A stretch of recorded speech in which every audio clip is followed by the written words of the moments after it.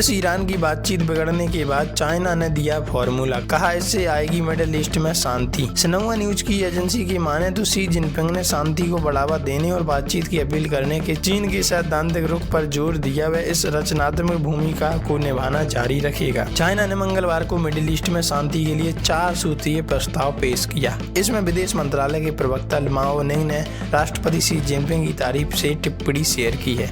She ने Abu Dhabi, संयुक्त अरब अमीरात के क्राउन प्रिंस शेख खालिद बिन मोहम्मद बिन जायद अल नायान के साथ हुई बैठक में प्रस्ताव रखा था। यह घटनाक्रम पहले दौर की विफल बातचीत के बाद सामने आया है। चीनी मीडिया के मुताबिक शी ने कहा कि चाइना इस इलाके में शांति वार्ता को आगे बढ़ाने में रचनात्मक भूमिका निभाना जारी रखेगा। सिन्हुआ न्यूज एजेंसी की माने तो शी जिनपिंग ने शांति को बढ़ावा देने और बातचीत की अपील करने के चीन के सैद्धांतिक रुख पर जोर दिया। वह इस रचनात्मक भूमिका को निभाना जारी रखेगा। एक्स पर पोस्ट करते हुए माओ ने कहा कि यह शांति से अस्तित्व, संप्रभुता, इंटरनेशनल कानून जैसे सिद्धांतों पर केंद्रित है। शी जिनपिंग ने कहा कि मिडिल ईस्ट में शांति और स्थिरता की रक्षा और से बढ़ावा देने के 4 प्रस्ताव रखे हैं। पहला बिंदु खाड़ी देशों के बीच शांतिपूर्ण की सह अस्तित्व के महत्व पर जोर देता है। चाइना ने अपने 4 सूत्रीय प्रस्ताव में किन बातों का जिक्र किया? चाइना ने कहा कि मिडिल ईस्ट में ऐसे करीबी पड़ोसी हैं जो एक दूसरे से अलग नहीं हो सकते।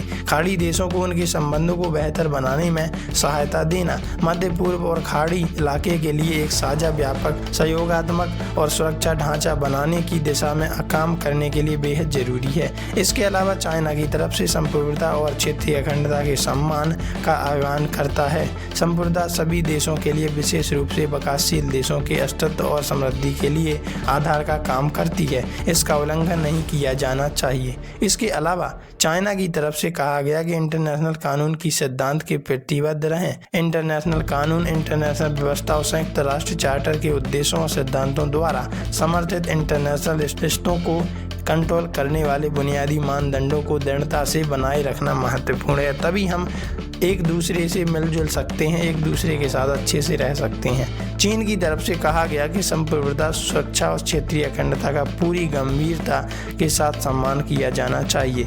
उनके कर्मचारियों, सुविधाओं और संसाधनों की सुरक्षा का पूरी मुस्तैदी से सुनिश्चित किया जाना चाहिए। सुरक्षा विकास के लिए एक अनिवार्य शर्त है। विकास सुरक्षा की रक्षा का काम करता है। सभी पक्षों को खाड़ी देशों के विकास के लिए अनुकूल माहौल बनाने और उसमें सकारात्मक ऊर्जा लाने की दिशा में काम करना चाहिए। इसके अलावा कहा कि चाइना खाड़ी देशों के साथ आधुनिकीकरण से मिलने वाले अवसरों को साझा करने और क्षेत्रीय विकास और सुरक्षा के लिए मिलकर काम करने को तत्पर है। वैसे आप इस बारे में क्या राय रखते हैं? कमेंट में लिखकर जरूर बताइएगा।